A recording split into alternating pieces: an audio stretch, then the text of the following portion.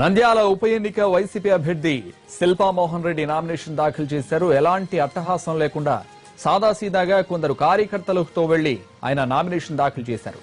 మరోవైపు YCP TDP నేతల మధ్య మాటల యుద్ధం ముదురుతోంది.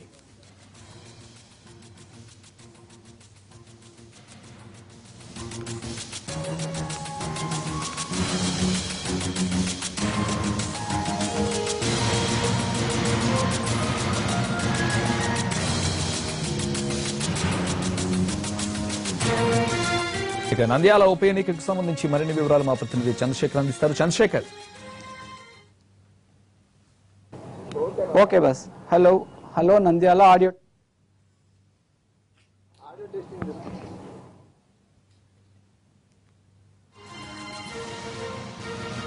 ఉప ఎన్నిక హాట్ గా ఉంది. నంద్యాల వాతావరణం అంతా రాజకీయ నాయకులతో నిండి ఉంది. పెద్ద ఎత్తున ఇరు పార్టీల నుంచి కూడా వందలాది మంది ఇక్కడికి చేరుకుంటున్నారు. ప్రధానంగా నామినేషన్ల ఘట్టంలో ప్రధాన ప్రక్రియ కూడా పూర్తయిందని చెప్పవచ్చు. ఎందుకంటే మొదటి నుంచి కూడా ఇప్పటి వరకు ప్రధానంగా 6 పార్టీలు నామినేషన్ దాఖలు చేశాయి. అందులో వైసీపీ అభ్యర్థిగా భూమా బ్రహ్మానంద రెడ్డి మొన్న నామినేషన్ దాఖలు చేశారు. కొద్దిసేపటి క్రితమే టీడీపీ అభ్యర్థిగా భూమా బ్రహ్మానంద రెడ్డి, వైసీపీ అభ్యర్థిగా శిల్పా మోహన్ రెడ్డి ప్రస్తుతం నామినేషన్ దాఖలు చేశారు. ఇప్పటి వరకు 6 నామినేషన్ దాఖలు చేశారు. అందులో ఆర్పీఎస్ అభ్యర్థి కూడా ఉన్నారు, ఎంఐఎం, అన్నా వైసీపీ, ఇవన్నీ కలిపితే నిన్నటి వరకు 6 నామినేషన్లు, ఇవాళ ఒక 3 నామినేషన్లు, 9 నామినేషన్లు దాఖలైనట్టు చెప్పవచ్చు. ఈ ప్రధానంగా నిన్న జరిగిన బహిరంగ సభతో నంద్యాలలో రాజకీయాలు మరింత వేడెక్కాయని చెప్పవచ్చు.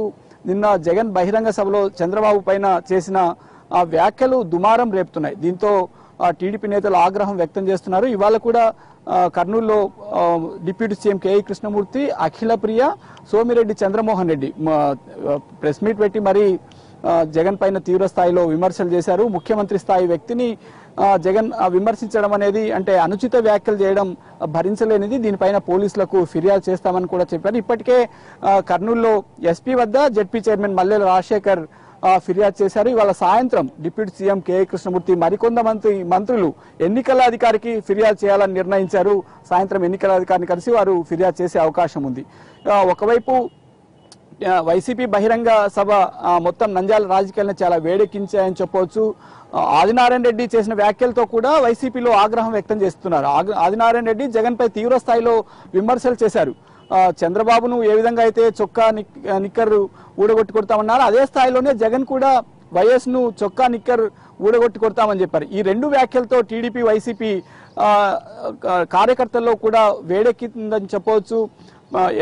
నామినేషన్ల ప్రక్రియ ప్రధాన ఘట్టం ఈ 2 పార్టీలు నామినేషన్లు వేయడంతో కొంతవరకు పూర్తయిందని చెప్పొచ్చు. రేపటికి నామినేషన్ల ప్రక్రియ గడువు ముగుస్తుంది. మరికొందరు స్వతంత్ర అభ్యర్థులు నామినేషన్ దాఖలు చేసే అవకాశం ఉంది. ప్రధానంగా నంద్యాల ఉప ఎన్నికల కారణంగా మొత్తం 2 పార్టీల నుంచి మంత్రులు, ఎమ్మెల్యేలు, నియోజకవర్గ ఇన్ఛార్జీలు, మాజీ మంత్రులు పెద్ద ఎత్తున ఇక్కడికి చేరుకోవడంతో నంద్యాల వీధులన్నీ కూడా రాజకీయ నాయకులతో నిండిపోయాయి. ఇప్పటికే 2 పార్టీలు కూడా ఒక రౌండ్ నియోజకవర్గంలో ప్రచారాన్ని కూడా పూర్తి చేశాయని చెప్పవచ్చు. ఎన్నికల నోటిఫికేషన్ కు నెల రోజుల ముందుగానే 2 పార్టీలు ఇక్కడ ఎన్నికల ప్రచారాన్ని మొదలు పెట్టాయి. టీడీపీకి సంబంధించి పెద్ద ఎత్తున నాయకులు ఇక్కడికి చేరుకున్నారు. మంత్రులు, ఎమ్మెల్యేలంతా, అంటే ప్రధానంగా రాయలసీమకు చెందిన మంత్రులు ఇక్కడికే ఉండి, ఎమ్మెల్యేలు ఇక్కడ ఉండి ప్రచారాన్ని నిర్వహిస్తున్నారు. ఇక వైసీపీకి వస్తే ముఖ్య నేతలంతా కూడా ఇక్కడే ఉండి ప్రచారాన్ని పర్యవేక్షిస్తున్నారు. మొత్తం మీద నంద్యాల ఉప ఎన్నిక తారాస్థాయికి చేరుకుందని చెప్పవచ్చు. Over to studio. Thank you Chandrasekhar. ఇక భూమా నాగిరెడ్డి వల్ల ఎందరో అనాథలయ్యారని నిన్న బహిరంగ సభలో శిల్పా మోహన్ రెడ్డి చేసిన వ్యాఖ్యలపై మండిపడ్డారు మంత్రి అఖిల ప్రియ. అలాంటి మాటలు మాట్లాడడానికి నోరు ఎలా వచ్చిందని ప్రశ్నించారు. నేను ఒకటే మాట్లాడుతున్నా, దయచేసి మీకందరికీ అనాథ బిడ్డలను ఆశీర్వదించమని బోర్డులు పెట్టి తిరుగుతున్నారు. అనాథ బిడ్డలు ఎవరైనారో చెప్పాలి. మీ తండ్రిని ఎవరైనా చంపారా? తల్లి ఏమైనా చంపబడిందా? మీ తండ్రి ఎంతమందిని ఒక్కసారి అనాథం చేశాడో గుర్తు చేసుకోమని చెప్పి సభ ద్వారా మనవి చేస్తా ఉన్నా. వాళ్ళ పిల్లల పరిస్థితి ఏందో ఒక్కసారి ఆలోచించమని కోరుతున్నా. మరి వాళ్ళు గుర్తుకు రావటం లేదా? మీ ఫోటోలో పెట్టుకొని అనాథ పిల్లలను ఆశీర్వదించమని అడుగుతున్నారే. మరి చంపబడినటువంటి ఆ పిల్లల పరిస్థితి ఏందో, ఆ కుటుంబ పరిస్థితి ఏందో ఒకసారి ఆలోచించమని కోరుతున్నా. వాళ్ళ అమ్మ నాన్న ఫోటో పెట్టుకొని వీళ్ళు బయట తిరుగుతున్నారు. ప్రతి ఒక్క ఇంటికి వెళ్ళి ఏడుస్తారు, డ్రామాలని చెప్పి అంటున్నారు.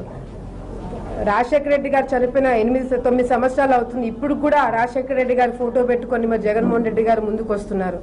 అంటే వాళ్ళ తండ్రి చనిపోయినప్పుడు వాళ్ళ తండ్రి మీద ఉన్న ప్రేమ ఆయన చూపించుకోవచ్చు, కానీ మరి నా తల్లిదండ్రులు చనిపోయినప్పుడు నేను వాళ్ళ ఫోటో పెట్టుకొని ముందుకు వస్తే తప్పేంటని అడుగుతున్నాను. ఈరోజు సింపతి అంటున్నారు. నిజంగా అంటే భూమా నాగిరెడ్డి గారు, శోభా నాగిరెడ్డి గారి మీద సింపతి లేని వ్యక్తి ఎవరైనా ఉంటే మీరు చెప్పండి. ఈరోజు శిల్పా మోహన్ రెడ్డి గారు అంటారు ఫ్యాక్షనిస్టులు వీళ్ళు మా నాన్న మర్డర్లు చేస్తున్నారు, ఫ్యాక్షనిస్టులు మా నాన్న చేయడం కార్యక్రమాల్లో చాలా మంది ఫ్యామిలీస్ ఇబ్బందులు పడ్డారని చెప్తున్నారు. ఏ ఒక్కరినైనా బయటకు వచ్చి చెప్పండి మా నాన్న చేసిన కార్యక్రమం వల్ల ఏ ఒక్క కుటుంబం ఇబ్బంది పడిందన్న కూడా మీరు చెప్పింది వాస్తవం నేను కూడా నమ్ముతాను.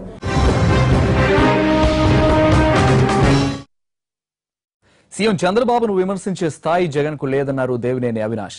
జగన్ పై కేసు నమోదు చేయాలని సీఐకి ఫిర్యాదు చేశారు ఆయన. నిన్న నంద్యాల సభలో చంద్రబాబుపై జగన్ చేసిన వ్యాఖ్యలను నిరసిస్తూ విజయవాడలోని ఎన్టీఆర్ సర్కిల్ దగ్గర నల్ల జెండాలతో ప్రదర్శనలు చేపట్టారు. అనంతరం జగన్ దిష్టిబొమ్మ దహనం చేశారు.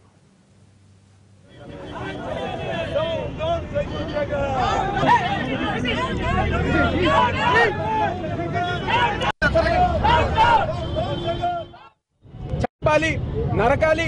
ఈరోజు ఆయన అన్నారు కాలి చంపాలని చెప్పని, ముఖ్య కంత్రి అని చెప్పని 1,00,000 కోట్ల అవినీతి నువ్వు చేసావు. 16 నెలలు జైల్లో ఉంది నువ్వు. మీరా చంద్రబాబు నాయుడు గురించి మాట్లాడేది అని చెప్పి జగన్మోహన్ రెడ్డి గారు మేము ప్రశ్నిస్తున్నాం. ఈ రోజు నిన్న ఆయన చేసిన వ్యాఖ్యలకి నిరసనగా ఈ రోజు ఈ యొక్క బెంచ్ సర్కిల్లో దిష్టిబొమ్మ కార్యక్రమం పెట్టి అదే విధంగా ఆయన మీద పోలీస్ కేసు ఫైల్ చేయాలని చెప్పి ఈ రోజు ఈ యొక్క సందర్భం మేము చెప్పదలుచుకున్నాం.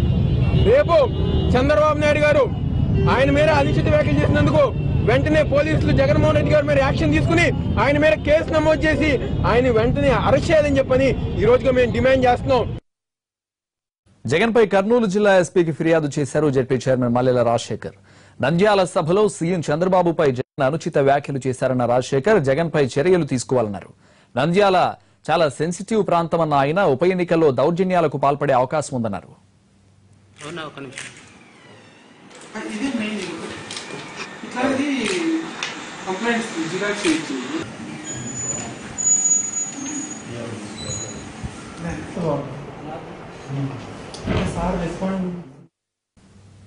జగన్ తాత తండ్రులు ఫ్యాక్షనిస్టులని వాళ్ల వారసత్వమే జగన్ కు వచ్చిందన్నారు ఏపీ ఉప ముఖ్యమంత్రి కేఈ కృష్ణమూర్తి. జగన్ ఓ పార్టీకి అధినేతలా కాకుండా ఫ్యాక్షనిస్టులా మాట్లాడుతున్నారని ఆరోపించారు. ముఖ్యమంత్రిని నడి రోడ్డు మీద కాల్చివేయాలని అన్నందుకు ఆయన్ని అరెస్ట్ చేయాలని డిమాండ్ చేశారు. జగన్ కు ముఖ్యమంత్రి పదవి మీద పిచ్చి పట్టిందని తీవ్రంగా దుయ్యబట్టారు. 1400 కోట్ల రూపాయలు ఈరోజు నంద్యాల అభివృద్ధి గురించి ఇండ్లకు కానీ, డ్రింకింగ్ వాటర్కి కానీ, మరి కంపెన్సేషన్ కానీ, వైడనింగ్ ఆఫ్ రోడ్స్కి కానీ ఇవన్నిటికీ కూడా ఇవ్వడం జరిగిందని కూడా చెప్పడం జరిగింది. ఆ విధంగా నియోజకవర్గం అభివృద్ధి అనేది ఆయనకి, ఎందుకంటే ఎక్కడ అభివృద్ధి అనే మాట ఆయన నోటి నుంచి రాదు. అమరావతి చూసాము, అక్కడ జరుగుతున్న అభివృద్ధిని చూసాము.